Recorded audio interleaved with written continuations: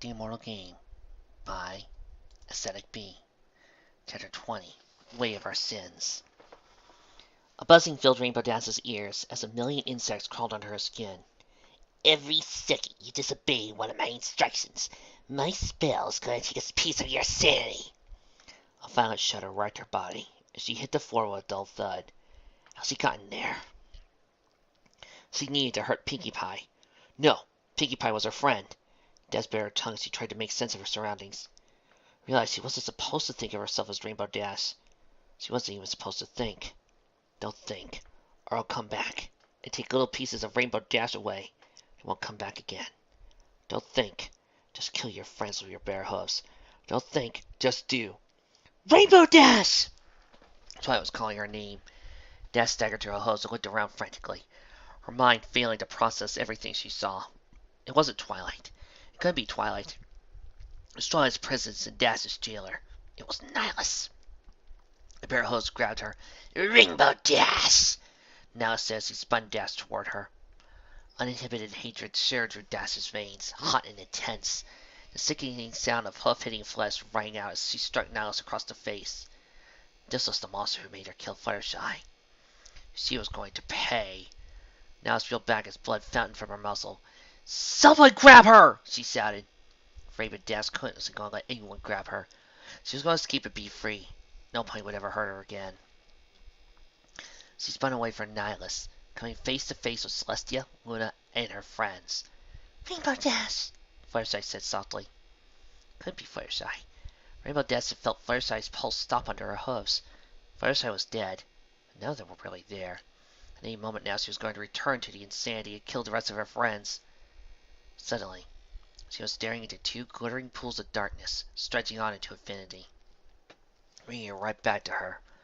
She was being passed a steaming cup of hot cocoa after a frigid winter flight. She was curling up by a fireplace and stretching out her aching muscles, languishing in the spiel of spent energy. All of her friends were still alive. She was Rainbow Dash again. When Cyrus broke her gaze, Dash's breath came fast and ragged. What's your name? Fluttershy asked as he stepped closer, rested a hoof on Dash's shoulder. Dash shut her eyes. Rainbow Dash! It was something she would never forget again. Fluttershy's voice was powerful and firm. Where are you? Dash looked all around at her friends, each of whom were gathered around a plain table that seemed vaguely familiar. All of them were alive. Nihilus had been dead for almost a month. The walls and floors had been stripped of anything that might make the room a little bit homely, making it look bare and uninhabited. No stringers hung from the thick wooden beams that made up the rafters. No balloons were tied to the polished banister that ran along the once carpeted hallway. Secret Cube Corner obviously hadn't been occupied in some time, making the ground floor a dim reminder of the happy gathering it once hosted. It was the kind of room that could feel lonely with 8 ponies in it. Secret Cube Corner, Dash said. We're in Secret Cube Corner. She became acutely aware of that fact, that everyone in the room was watching her in Fluttershy. Why? Dash searched her brain for an answer. Because Ponyville is burning. Her eyes widened. There are dead ponies everywhere. This is the only place we could go. And Terra... As his eyes flitted around the room frantically. Terra's hurting us. She spun around as the memory of the fight came into her sharp relief in her mind. Sure enough, the former queen sat in an iron cage that had been stuffed in a corner. She looked tiny without wings and a horn. They'd beaten her. They had won. Standing next to Terra's cage was Twilight Sparkle, a thin trickle of blood drawing itself onto her face and back into her nostril.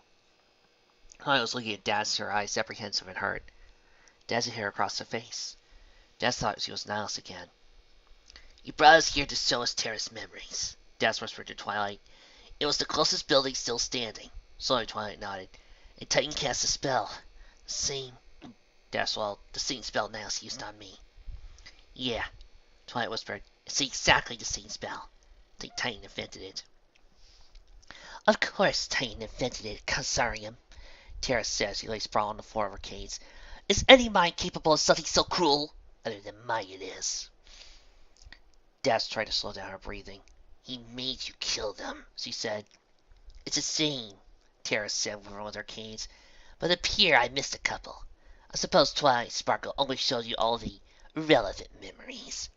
watching me stumble around Saddleville or Ponytown or whatever it is, as I try to tell them all to run, would hardly be productive, wouldn't it? They could never run fast or far enough before I lost control.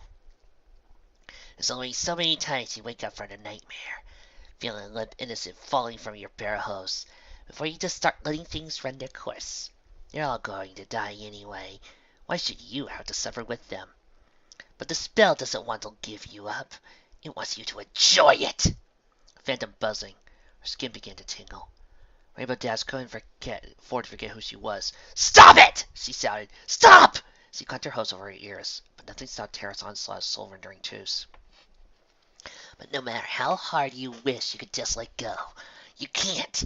Murder is so truly evil. You can't take pleasure in evil. So what's the solution? You hate. It's such a powerful thing. I hated my mother for leaving me with him. I hated Discord for ruining my world. And I hated my father every second of every day. I was choking on it. So much hatred I could barely speak, because Titan never told me I couldn't hate him. Only I had to obey him. He knew I needed it if he wanted me to change. Eventually I just started hating everything, and suffering became my only release. Hadn't Rainbow Dash built wrong out of hatred? Out of her feels of betrayal and abandonment? Dash remembered the feel of Applejack's rope sliding through her hose as he dropped Pinkie Pie to her death. Terra was shaking now. The Terra you saw is dead, buried beneath countless corpses. There isn't a shred of her left inside of me. If it was, I take pleasure in destroying it. She was pathetic and everything I despise. Dash stared at Terra, at Titan's greatest victim, and realized Terra was right. Her insanity had run full circle, scooping out the old Terra and filling her in with a monster. How long would it have taken before Rainbow Dash would have fully succumbed to the insanity? A week turned her into wrong. How long Terra had suffered. First I placed a hoof on Dash's shoulder again. Rainbow Dash? She asked, do you want to, maybe leave? Did Dash want to leave? Would leaving really do her any good? Was it like she could fly away from herself? No. Dash spoke loudly, the whole room could hear. I can do this. I'm still part of the team. Dash scratched the back of her wing with her hoof. Sorry for hitting you, Twilight. Twilight's face was an expressionless mask. It's fine. Not much can hurt me anymore, anyway. Don't say that, Twilight, Fireside said. Sorry, did that sound bad? Twilight said. It's a good thing, really. She frowned slightly. I think. Anyway, I'll get back to the hoof. A quill's apartment popped to the air beside her. I'll take some minutes. Twilight pulled clothes over her scroll. It was so normal that Dash couldn't help but feel a little calm. She found an open spot at her table. Fireside joined her. Your Highnesses? Twilight prompted. You two are in charge. Celestia nodded and opened her mouth to speak. Twilight's quill was scratching again before the parchment before she had said anything. Terra should die, Celestia said. Twilight's quill tore through her parchment. What? Next to Celestia, Luna gave a nod. I agree. Terra started to laugh, a slow-building cackle that upset the newborn silence. No one interrupted her.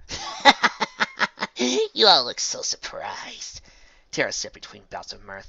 Of course my daughters want to kill me. All of you should too. And by this point I haven't given you all an overpowering feeling of murderous hatred when you look at me. I'm not doing my job. Dash saw back to the bodies littering the town square, to the sound of Applejack screaming as he burned inside her own armor. She felt the bruises along her back, aching from where Terra had pinched her to the ground. Applejack said what they were all thinking. Believe me, Sugar Cube, it's there.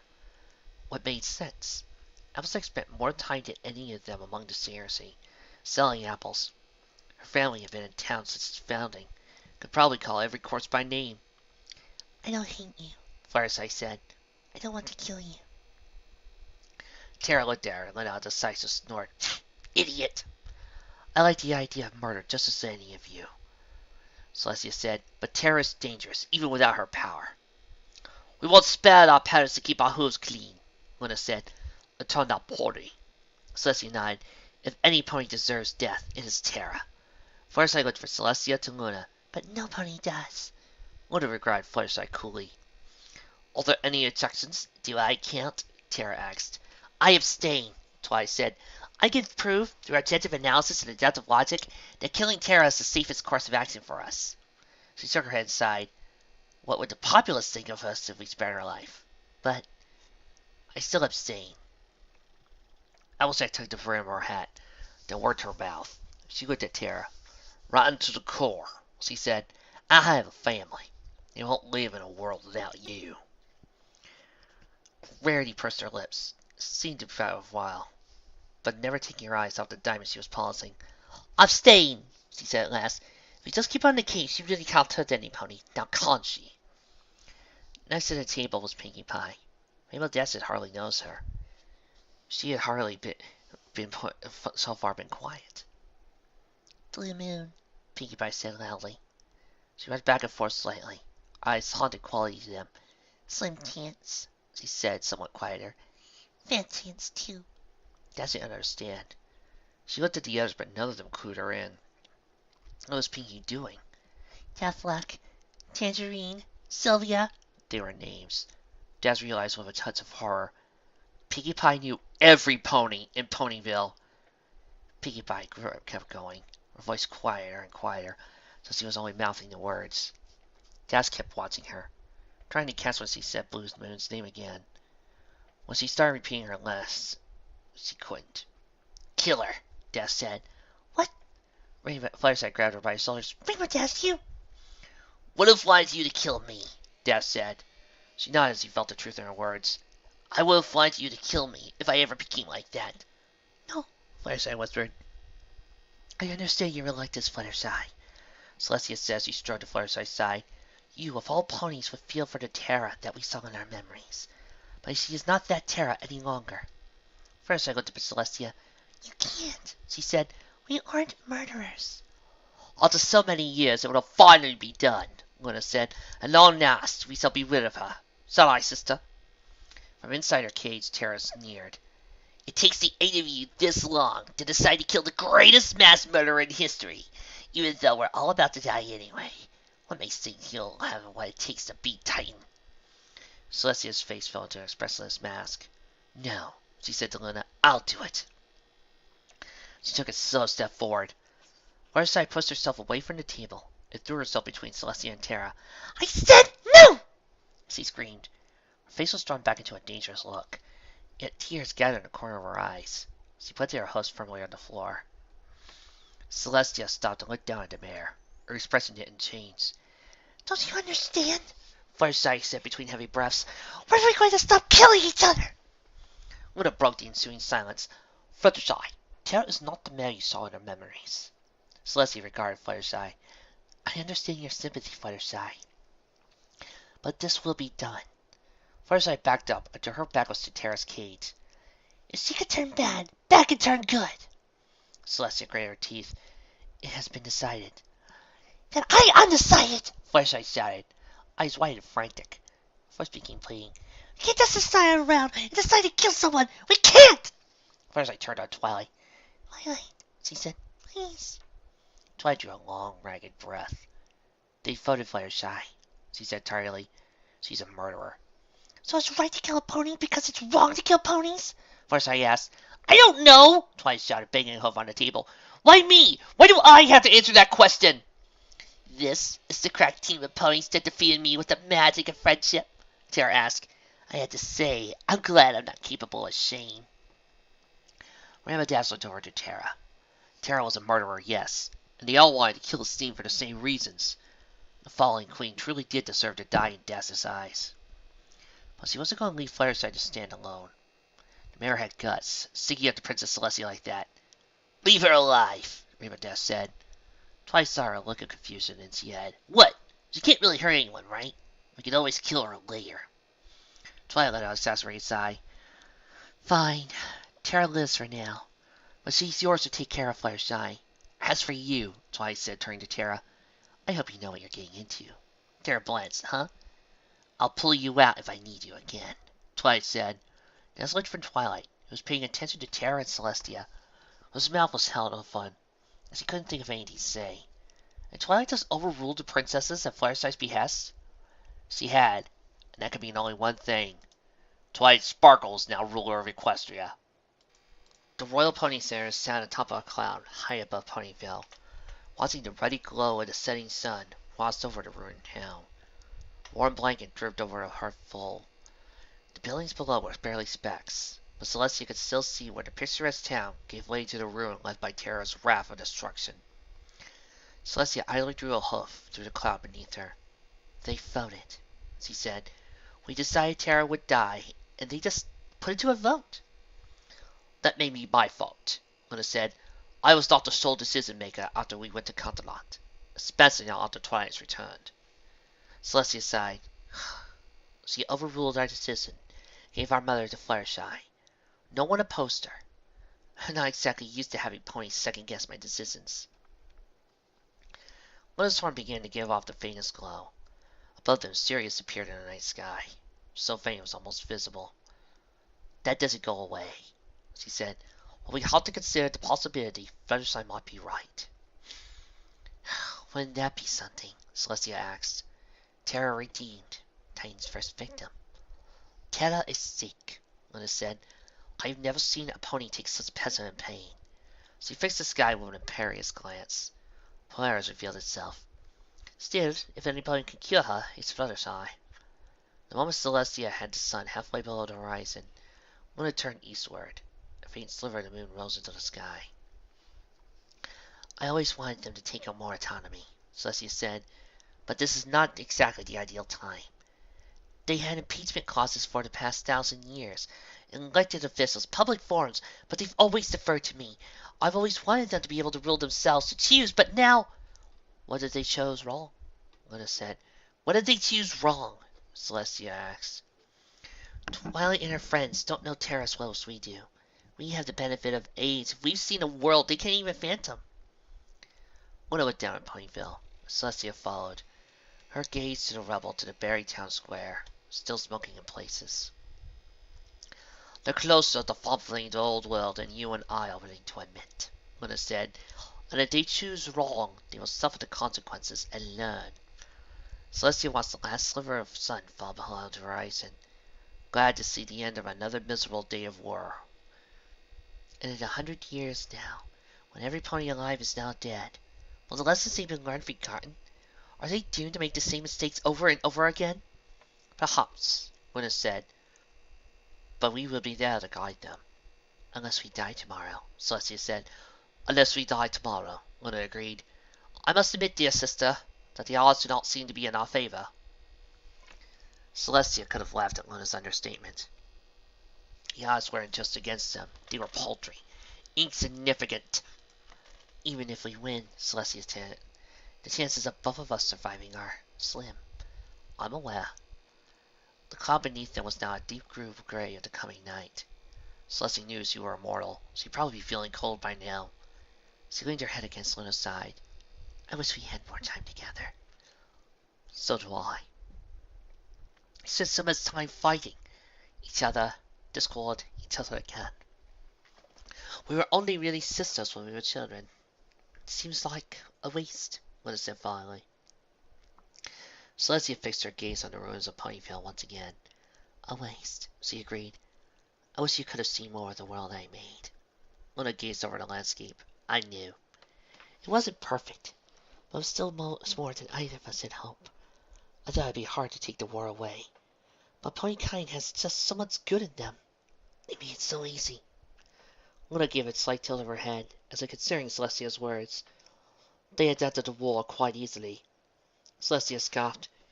Did you see them in there? They don't have much fight left in them, if they have any. I'm glad it's our fight now. I'll put Twilight through enough. More stars were flickering into view as the pale orange light of the sun faded. You did what you had to, Luna said, her eyes on the sky. She'll never forgive me for it. Give it time, Luna said. Ponykind used to despise and fear me. They still do, but nearly as much as they once did. Every day I fight with them. The feelings of this take is like ebb. Change is slow, Celestia. You of all ponies know this. Oh, Celestia asked, eyes twinkling with subdued mirth. When did you get so wise? Luna shrugged, never taking her eyes off her work. Too much time with the six. It's odd. Love and gratitude and Celestia used to be all I wanted. But now I believe what I am doing is right. It doesn't matter to me. All I care about is Titan's defeat. We don't have much time, Celestia said. Barely a day. Unfortunately, you may be right, Luna said. It isn't fair, Celestia whispered. The sun's dying light drained the color from the world around them. I just got you back. Everything was going to be perfect. We were going to rule together in a new golden age, and now Titans come back and destroyed everything I built over the past 1,000 years. Celestia, Luna said, pressing her muzzle against Celestia's neck. You and I made our peace. We put decades of war behind us. We're fighting for what is right. We're fighting for ponykind. We're fighting against Titan. We've done all we can. Now there's only one thing left to do. Celestia looked at the mirror of the stars that now panned the sky. What's that? A faint smile touched Luna's lips. With any luck, succeed him.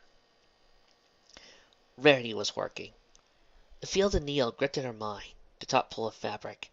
These things did more to relieve her than any spa, any massage could ever do. Pinkie Pie's armor lay in her bed. The boutique had been gone for months now. So Rarity was making do with the tools the cakes had around the house. And as she worked, she sang, Thread by thread, stitching it together, Pinkie's ring, linking all the dots to make it fit just right, making sure the movements right just put nicely. Other armor has to fit so tight, otherwise the let's take some shrapnel, leaving lots of room for her new cracknel. Hot fixing Pinkie's ring. And never a will. Pinkie's ring was pulled apart into its components. Even it then began to rotate in the air as Rarity examined the areas that needed patching. Have you ever had so much focus before the war? It's by inch. We get a little closer. One more card. So you better I'll be back soon, I swear. You'll never know about father. I'll take care, make sure you live to be a man. Titan will succeed in making us his. Because the secret truth of our new world is that even gods can die. They casting's easy. If thinking is hard, that makes me uncreasy. I do my room make. Verity frowned. Sleazy, cheesy, uneasy, makes me feel uneasy, makes my friends feel uneasy. She still picked a better word. You can sing, Pinkie said. Rarity turned to find Pinkie Pie standing in the doorway to the room she lived in for years, with Shell Sock looked about her. Pinkie's eyes moved from Rarity to her old bed, covered in pink blankets and pillows, then onto her rig. I can't sing anymore, she said finally. Straps and canisters clattered against one another as Rarity gently set Pinkie's rig down to the bed. At first, I could only hum. But they came back. The floorboards creaked as Pinkie stepped slowly in the room. How can it come back? She asked. Nothing will ever go back the way it was. Not without Blue Moon, Slim Chance, and Fat Chance, too. Pinkie sat down and screwed her eyes shut. Oh my, Rarity said, striding over to where the mare head began to rock back and forth. Pinkie Pie, darling, come here. Rarity put her forelegs around the mare and tried to steady her. It'll be all right. We'll win. Pinkie Pie began to sob. Chest heaving against Rarity's side. It doesn't matter if we win, she wailed. They're all dead, and Twilight doesn't smile. Damns to still hurt. Pinkie Pie! Rarity snapped. Pinkie blinked her eyes away. None use in here. But what could Rarity said? Things were never going to just go back to the way things were. We aren't fighting to make things to go back the way they were, Rarity said. We're fighting to survive. Terrible. Rarity thought to herself, that was absolutely terrible. How's that going to cheer up Pinkie Pie? But when this is over, Rarity continued as she couldn't strike a look at Pinkie's face. We'll remember the dead. Now I sound like a soldier. We'll rebuild all the buildings they knocked down. You understand? And we'll make Twilight smile. Pinkie Pie sniffled. You really think so? Of course I do, Pinkie Pie. Pinkie swallowed thickly. Pinkie Pie swear? Rarity shot. Don't see Pinkie Pie swear that things could get better? Does he truly believe they would? Pinkie Pie stared as Rarity tried to think, face slowly breaking into anguish once more. Rarity believed that some dresses, as much as anything made of gauze, were fragile and prone to tearing. Sometimes a ruined dress could be patched, or a teared piece could replace. Sometimes they couldn't. Sometimes the dress was beyond repair. Those things were frustrating, but they were also rewarding. They were a chance to make an entirely new dress. The flaws of the precursor could be taken into account. Every design idea she had making the first dress could be incorporated into the second. Rarely had Rarity failed to design a dress that could be not more fabulous, more awe-inspiring, more beautiful than first. Pinkie Pie, swear, Rarity said, her voice firm and unwavering. Cross my heart, hope to fly, stick a cupcake in my eye. Nothing is so broken it can't be fixed, Pinkie Pie. Pinkie Pie sobbed once, drew a hover across her wet nose, and looked at Rarity and smiled. Rarity smiled back. She did so love making dresses. Why won't she stop staring at me? Terra asked from within her cage on the ground level of Sugar Cube Corner. First I looked back at Rarity, who pulled up a chair and soundlessly examined Terra for the past 10 minutes. Her talent is beauty, and you're very pretty. I'm mysteriously perfect, Terra said. I was built around your sense of physical appeal and mine. Yeah, Rarity said, first time she had spoken since she sat down. Not perfect. You were prettier in your memories. But even now you are very beautiful. On the outside, that is. Inner beauty. Terra raised an eyebrow. How precious. Do you also intend to show me the goodness of the world with the power of heart? I've seen what ponies are on the inside, child. It isn't pretty. Mostly water, actually. But it never fails to come out red. I'm leaving, Rarity said, standing. I don't see why you bother spending time with her, Fluttershy. Fluttershy sighed. I want to help you, she said as the door swung shut behind Rarity. Terra gave her a lazy smile, spread out against the cage bars. Is that so? Yes. Terra shivered. Can you make me a god, little Pegasus? No. Terra waved a hoof dismissively. Then I don't exactly see how you can help me. You were good once. Terra sneered like a predator expecting a fresh meal. That means what exactly? You could be good again. Think you could make me a princess again? No, not certainly in a day. Fluttershy shook her head. Not in a day, but maybe someday. You only have a day, Terra said. Titan will regain his full strength soon. If you think you or I will live to see the sun rise the next morning, you are insane, little Pegasus. Fluttershy paused before whispering, I'm not Pegasus. Terra stood and leaned against the bars of her cage, eyes staring. Eratus, she hissed. How could you possibly survive? I don't know, Fluttershy said, but I'm alive, and I don't know what I am. Is that so? Fluttershy swallowed. I used to take care of the animals, she said, but Titan made it so they don't listen anymore. And I can stare at something and take away their choices. I can heal, and I think I can sing. Don't, Terra shivered again. Fluttershy frowned. Don't what? Don't sing. Fluttershy tilted her head. What makes you think I would sing for you? Terra's eyes opened in narrow slits. It would hurt me, she said, so that would explain everything. I don't want to hurt you, Terra. You should. Or you've forgotten all the ponies they're burying right now because of me. I don't want to kill you, Terra. Why not? Why would I? Fluttershy asked. She let out an exasperated sigh.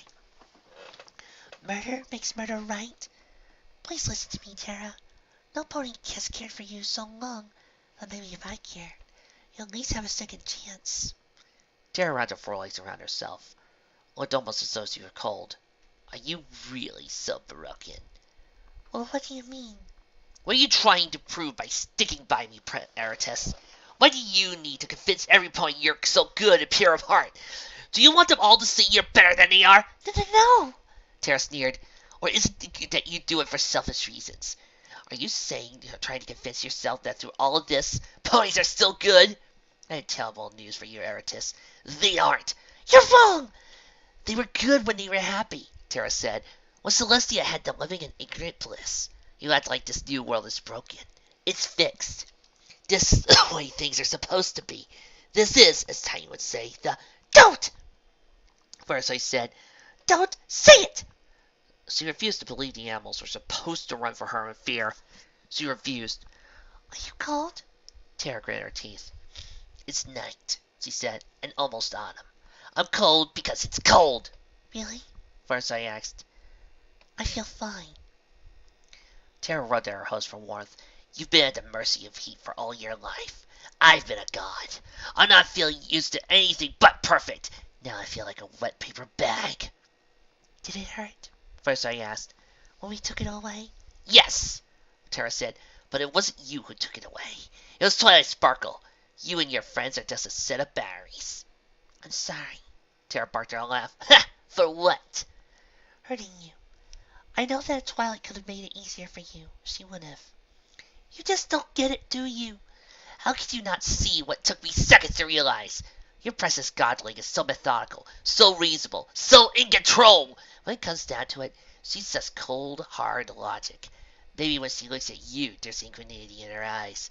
Maybe you can watch it slowly leaking away as she kills her enemies by one. But when she looked at me, right before she invaded my eyes, nothing.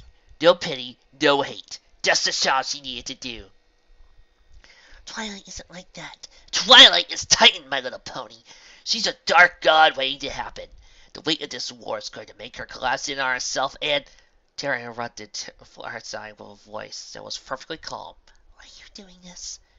Terra flashed her an innocent smile. Doing what? Trying to upset me. It isn't very nice. Terra shrugged. Cruelty, I suppose. I want to hurt you. It's what I do. It's who I am. Fireside didn't answer Terra. Instead, she stood up, turned around, and flew upstairs. You're proving me right! Terra called out as she left. Doesn't that bother you? Fireside found a case linen closet, grabbed the thickest blanket they had, brought it back downstairs. Terra gave her a particular look as she passed it through the bars. Why? She asked, eyeing the blanket cautiously. The faintest smile touched Fireside's face. Kindness, I suppose. I want to help you. It's what I do. It's who I am. Terra looked from the blanket to Fluttershy. Suspicion seemed to melt into confusion on her face. Terra looked at Fluttershy, face uncomprehending, for a very long while. Then she started to cry. It didn't come out all at once. Terra's first sobs were not very loud. Rather, her body trembled as she clumsily pulled the blanket toward herself with her hooves. She blinked hard, then blinked again, then shut her eyes entirely before tears started to roll down her face.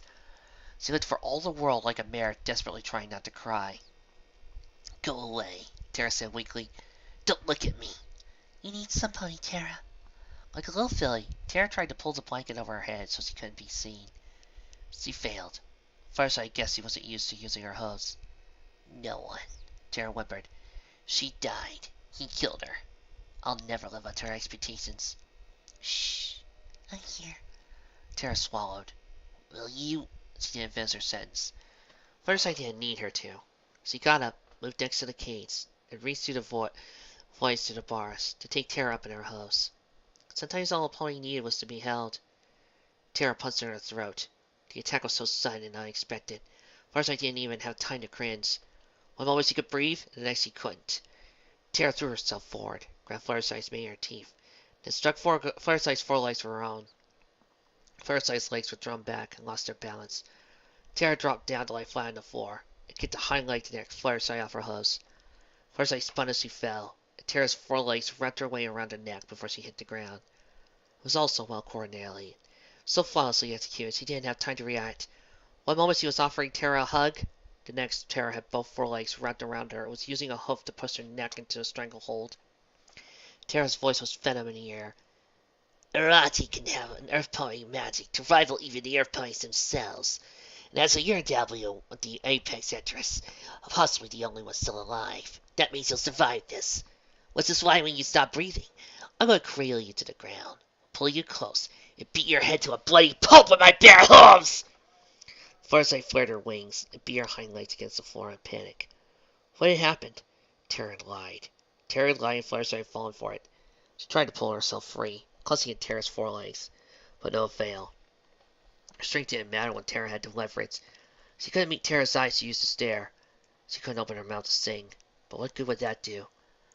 Who do you think is going to find you? Terra asked. Which of your friends is going to walk through that door and see the mess I've made? I hope it's Pinkie Pie. She seems so cheerful. Or maybe the rainbow one. Who thinks the gods are something to be fought. Asked the Earth Pony. She seemed so close to breaking. A blue glow, deep as midnight, encased Terra's forelegs. It peeled away from Fluttershy's neck with a deliberate slowness. Fluttershy flew herself away from the cage as soon as she was free. Taking a raspy breath that stung her, its throat went down. She looked to see a set of familiar hooves on the floor behind her. You think they're weak, Luna said, that the compulsive makes them powerless. She stepped just past Fluttershy to stand in front of Terra's cage. Before another choking gasp tore its way through her throat, as far as I turned to see Terra, suspended in the air before her daughter. "That composite is what put you in that case," Luna said, "and that composite is what will free you. Because no matter how much hatred you have inside you, Terra, Fluttershy alone has enough love to smother it." Luna took a step closer and let Terra fall back to the floor. "Is Titan himself capable of such a feat?" "You and I both know the answer to that question, Mother! There's only one pony with the power in this room, Terra. It isn't me, either." Terra pushed herself to her hooves, trembling, wiped the foreleg across her mouth. She got eyes on Fluttershy, gazed one of pure loathing. "I hate you," she said. "I hate you for not hating me." Luna took her eyes off of Terra. "I would think, Fluttershy, you've done enough for tonight. Do you have a place to stay?" Fluttershy realized that Luna was asking if her house had been destroyed or not. She nodded, not willing to speak to her damaged throat. "Good," Luna said, fixing Terra with disappointing glare. "Then leave us my mother to our thoughts. I'm sorry you've given quite a few of them." "I'm sorry my mother tried to kill you. Are you alright?" Luna was in Fluttershy's cottage at the edge of Ponyville. They all had to stay somewhere, after all. Rainbow's house was taken by her and the Pegasi. Applejack's farmhouse was built to cater to large crowds. And she, Pinkie, and Spike were looking after the rest of the army. Sugar Cube held Terra and Rarity. Twilight would stay in the library. A kettle sat steaming on the stove. Fluttershy was going to try and soothe her throat with tea. Luna sat serenely in the center of the living room. Fluttershy reclined on the couch under a blanket. She offered Luna one, but apparently the princess didn't get cold. "I shouldn't let her touch me," Fluttershy rasped through the damaged windpipe. "Perhaps," Luna said, "but if redemption is possible, your actions alone will sway Terra." Fluttershy curled up on her couch and pulled the blanket over herself. "Do you believe that?" "That redemption is possible?" "Yes." Luna nodded. "I have to. I was once a hate-filled tyrant, Fluttershy. I killed more ponies than you have met in your entire life. Neither of our minds together could comprehend the lives I have destroyed. Every pony she had ever known. Parents, friends, classmates from flight school, real pony, all of them. Dead twice over." Luna was right. Fluttershy couldn't comprehend the depth on such a scale. "You saved us too. We would have lost the Nihilus if it weren't for you." "I'm not concerned with balancing the scales, Fluttershy.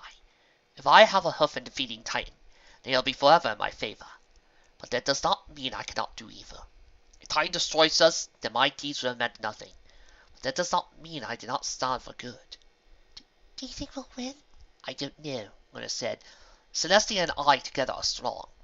But Titan alone is a primordial force. He has always used aces to carry out his will. I fear what his direct intervention will bring." "So sad he's alone," Fluttershy said. Luna couldn't tell if she was being serious or not. "Sympathy for Titan? Harder alone," Luna said. "He likely has every creature ever free under his control." Fluttershy sighed abruptly. "The creatures," Luna gave a curt nod. "Titan controls something or he destroys it, and the other thing is the model of his natural order. I imagine that by now every living being, from the smallest carnivorous splinter beetle to Exotus himself, is now under Titan's control." "Exactus?" Fluttershy asked. "Exotus the Black, the largest, oldest, and most powerful dragon alive. I saw him last over 1,000 years ago." Fluttershy's eyes widened. "Titan has a dragon?" "Indeed," said Luna. "It has been said that Exotus is as big as a village. His wings can smother the sun himself. His flames appear as rolling black smoke, thick and dark as ink, and his hoard is as much the charred and twisted bones of his victims as it is treasure. His scales are as dark as singularity, and his heart cares only for death and dominance. His maw—" Luna stopped. "Have I said something to frighten you, Fluttershy?" "Ember calls Exotus Uncle." "Are you there, Grandpa?" Fluttershy was pale and shaking, eyes wide, pimples to miss points. "I'm afraid of dragons," she whispered. "I see. Have no fear, Fluttershy. Even in my youth I could match Exotus in battle. I slew his brother, Ponykind the Red, with the help of a knight named Valiant. He caused the Severed Hair to propose to my would-be murderer, Astor Corsair. Also his blade, Casimir, ended up in the possessor of Rarity's father's esteem. Small world. Imagine Exotus would do anything to add that sword to his hoard." "Anything?" dragons live for treasure, Fletcher's eye. Possessing that sword that slew Exhaustus his only equal was so that he has surpassed Verkag once and all. It is not though he can add an idea to his hoard. Luna, First I whispered. do we still have that sword? In that corner, the forces of evil. One dark god who had supposedly seen the creation of their world. Titan, who had never lost to an enemy before. Power, something quantifiable. Twilight's best estimate put him somewhere around 3,400 years old. Alicorns were burned with a set amount of magic that increased linearly with age, so it was easy to determine that Titan might measure on the Corsair scale, and apply the result to a unicorn in Earth Pony magic as well. Well, it was more than raw power. What spells did Titan know? How did he fight? Did he even know how to fight? After all, what use had Titan ever had skill of battle, when his only true rival ever been Discord? According to Harmony, he wasn't just good, he was the best. So he said she had never seen him lose. But lose what? Against whom? Then there was the matter of Alicorn magic. Celestia had a gift with fire. Luna could weave shadow easier than Rarity could cloth. What kind of spells came naturally to Titan? Mind magic, control, your right dexterity and a remarkability become undetectable. But Harmony had demonstrated remarkable abilities in spades. Too many variables. The forces of evil had power, but it fell in such a wide range that it hardly bore thinking throughout. In the other corner, one would have to pass for the forces of good. Luna, Celestia, and a smattering of ponies so weak in comparison as to be negligible. The princesses were what? A little more than 1,000 years each? Then there were the elements of Harmony. Friendship wasn't the strongest magic in the world. It was just the key to Harmony's superweapon. Titan could pick its dead-wise magic apart with hardly a thought. It didn't add up. Not only was Celestia and Luna, but including Twilight's god-slaying art spell. There was no artifact to sleep in and magically save the dig anymore. Twilight had finally learned the truth of the element's origins, and it awakened her from a happy dream and dropped her into a grim reality. And the reality was, they were certainly going to lose. Twilight picked up a duster of magic and began to run it over Ponyville's library's many bookshelves. They accumulated much grime in the time she had been away. But with the end of the world looming, dusting wasn't really a priority task. Staying busy was. It was night out, and the only light came from a couple of candles situated around the room. They cast a faint glow about the library, hardly enough to see by. But Twilight wasn't really paying attention to see if her duster missed any spots anyway. It struck Twilight as odd that even now she was afraid to die. After all she had been through, dying was certainly the least of her worries, and yet here she was, a scared little filly about to face the end of everything she had held dear, despite her apparent power. She was nothing before Titan. Luna and Celestia weren't much better off. The door to the library creaked open, and Twilight turned to see Princess Luna striding into the room. The flickering candlelight caused her shadow to dance against the wall. Twilight Sparkle. Princess, Twilight said tonelessly. The clatter of the stuttering door was the only sound that followed. Luna regarded Twilight, face almost statuesque, before walking over to what seemed to be a randomly selected bookshelf. You have lost hope, she said, examining the books. Sleep. Twilight's duster cleared a layer of grime underneath her empty self. You can tell. She meant to come out of a question, instead of like a fat accusation. I suspected, Luna said. Your mind is not unlike Celestia's, and she has been summoning troubles. Luna's mane lifted the bindings of the half a dozen books as she spoke. A second sky, reaching out to touch whatever it could. Sleep. And the mention of Celestia, Twilight stiffened a little. Are you here because of her? No, Twilight Sparkle. I am here for you. You despair. Sleep, sleep. Later, dust was sent to the floor. Later, Twilight had to clean it too. Despair? Do I look like I'm despairing right now? Luna stepped away from the bookshelf and turned towards Twilight Sparkle. You do, she said. Not the despair of a pony watching your house burn to the ground, but a different sort. A cold, lonely kind of despair. The despair of a pony standing in the ashes. It is a kind that I'm not unfamiliar with. Why are you here alone, Twilight Sparkle, where you could be easily with your friends? Snap!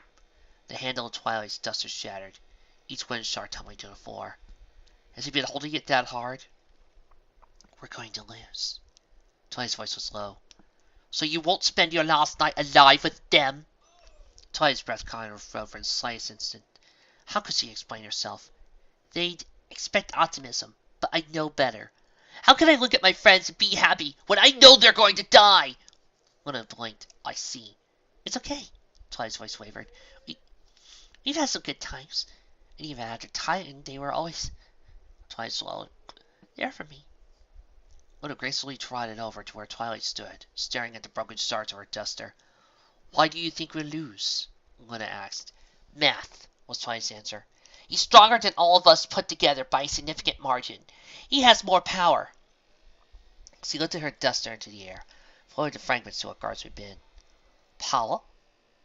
Luna said. There is your mistake. This world is not one to be won by war, Twilight Sparkle.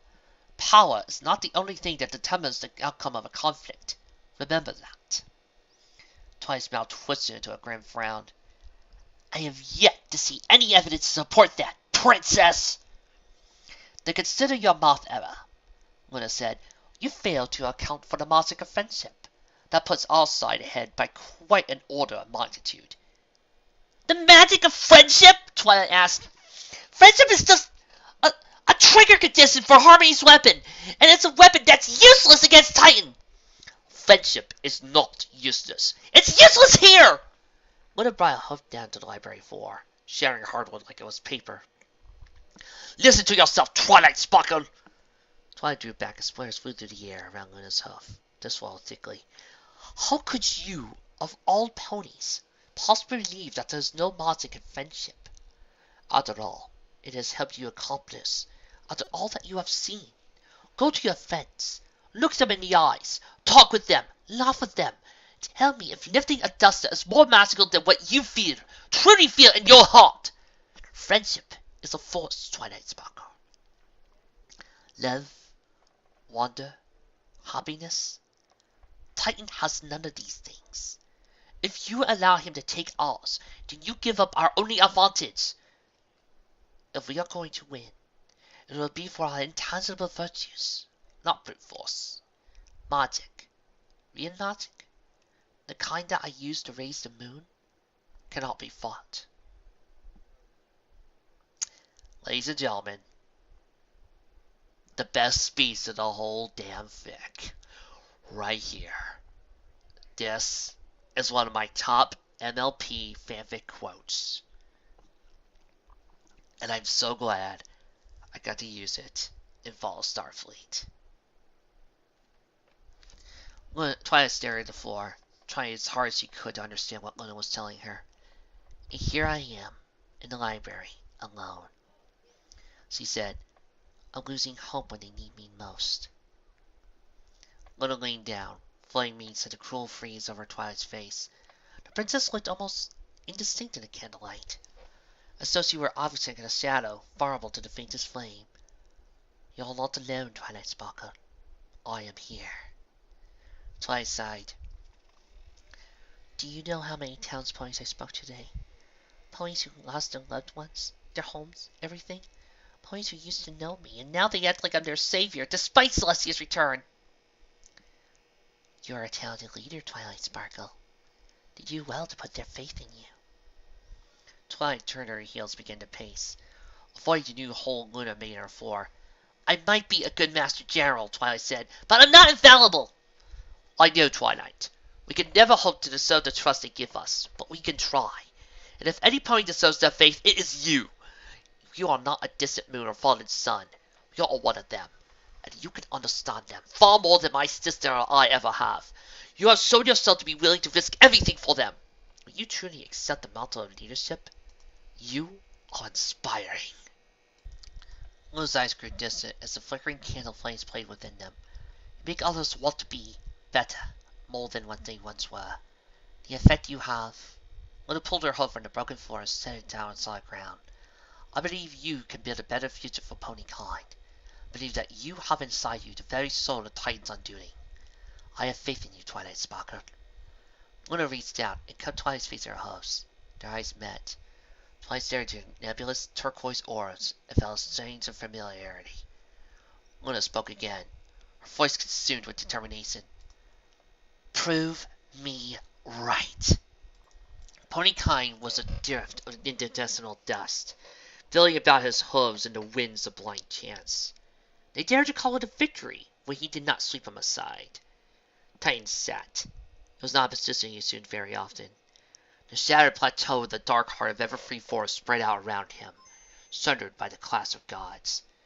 The verdant forest stretched out around the plateau, ignorant in serenity. They were ants, emboldened by their capacity to lift up 10 times their own. They were trying to move a mountain, but Titan was immovable. Titan stood, walked 3 paces, and looked down at the exact center of the plateau.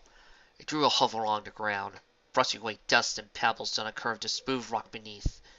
A touch to the stone, a slight ripple of power disturbed the air, tearing the leaves off trees around the broken mountain. It returned to him in moments, carrying the character of magic he had long since forgotten to feel. A savage raged across the thunderstorm, unaware of the titanic conflict the elements waged within. What could one pony, one unenlightened brute, do to the churning tempest? Twilight Sparkle could rage, and lightning would come. But would her death suffice, or did her transcendence call for true retribution? Titan's gaze pierced stone and earth, seeing for the first time what he had buried in the aeon past. Twilight Sparkle dared to wield Harmony's magic against her king. He would use Harmony's magic against his subjects. The earth shook. They were wretched parasites, crying out against the very being that had given them life and earth and order. Their crushing insignificance, nobility and simplicity fascinated Harmony. They forever craved the demands of their design. So the ghost of intellect which they were gifted attributed to these things higher forms so as to justify their primitive pursuits. Love, for companionship, morality, to guide their herd mentality, peace, and search for survival. As if they could comprehend true morality, as if Titan had not given them peace. False plateau cracked and broke beneath him, sound loud enough to break the mortal ears. The earth seized and the trees torn free from the earth, their roots snapping as the dirt cascaded from their forms. Titan ascended. Harmony succumbed to their false beliefs, turning to them for guidance rather than the very tenets from which she and Titan had ruled. Through her, Ponykind had killed Titan's son. Eventually Harmony herself, even as Titan had brought them real peace by defeating discord. The honors of the Citadel were now distinct. They hewed their way out of the ground around him, each carrying 1,000 tons of broken stone and soil. A small effort of will, and Titan blew most of the way to the debris. He folded his wings and set his hooves down on the shards that rose to receive him for the first time in a millennia and a half. They were cosmic dust caught within the pull of a star. They could not even comprehend the being that they reckoned with. They did not understand its divine providence. Twilight Sparkle led them. Twilight Sparkle was the most ignorant of all. Twilight began to ascend, the elementary white of his magic filling the sigils of shards wherever he stepped. The rain debris was annihilated and recycled as the Citadel came to life. Harmony's greatest creation, next to appearing that was. They were seen beings, with only the matter to compose them. The drop of divine blood in all of them had caused them to malfunction. As intellect warred with instinct to create a hybrid monstrosity, was reducing them to their base state only answer left. Simultaneously, each petal-like arm of the Citadel met its neighbors, sealing Titan within the metal tower. He continued his climb to the uppermost ring at a leisurely pace. He was in no hurry. Terra was gone, no doubt killed by Twilight Sparkle, and Harmony's last wretched gift of ponykind. Had Twilight Sparkle taken her power? Would Twilight Sparkle beat him in battle alongside Celestia? Were they so infected by pony ideals that their basic arithmetic could fail them that much? Did they truly hold on to hope? Titan reached the summit. His horn burned like a star brought low. The walls of the Citadel were lit with his power, and a great spell shaped like itself in his mind. Each ring formed from the floating shards beneath him, and a single beam of white light skyward. High above Titan, a wave of energy traveled outward to the point where the beam met the sky. The first spell was the call. Each creature he had tamed in the Everfree would come to him. Each of them would take part in the slaughter. Another wave. The second spell was the storm. Let the savages bring themselves to bear against his might. Only Titan could tame the feral elements now. The final wave did not come. For the final spell would take time, such as its magnitude that Titan himself could not have cast it without the Citadel to provide the design, deliver his magic to the world. He decided that ponykind could be salvaged. Genocide was beneath him. Instead, despite all the resistances, ponykind could be fixed. The final spell would only kill the things that made them weak, only the things that made them imperfect servants of divine authority. When it was finished, it would fit perfectly into the natural order. No freedom, no will, no love, no morality, no hope. Could a more perfect world be imagined? Titan had not always been alone. He had once been imperfect. But ponykind had taken his companions from him, and the stark emptiness that followed he had seen his true place in the astral order as its master. They would now be empty too. They would thank him once he showed them how, and they would worship him once he gave them their expectations. They could see that companionship was a waste. Titan had been right all along, not the other way around. But for now, they would come for him. Twilight Sparkle would come for him, and they would wade through a sea of their own ignorant imperfection. When they finally reached Titan, he would drown them. He would drown them all, even his daughters. The king was the strongest piece, the only piece that mattered, the piece that bore the burden of both victory and defeat, the piece that was the avatar of the player himself. And in all creation, from the hot, screaming birth of the universe to the unfathomable end of time, from the ends of the cosmos to the center of the most massive, seething star, from the youngest god to the heart of every living pony, there was only one true king. Hail to thee, King Titan! The end is near.